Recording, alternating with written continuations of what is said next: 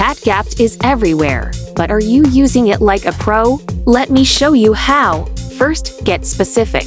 Instead of asking, "What are good workout tips?" try, "Can you create a 3-day workout plan for beginners focusing on strength training?" The more detail you give, the better ChatGPT performs. Next, use it for brainstorming.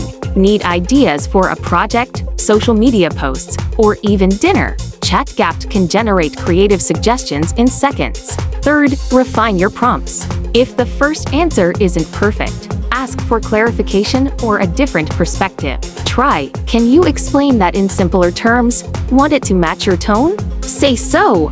Add instructions like, "Write this in a professional tone," or "Make it sound casual and fun." Finally, explore beyond text. Use ChatGPT for coding, summarizing long articles, or learning new skills. It's way more than just a chatbot. Master these tips, and you'll unlock the true power of ChatGPT.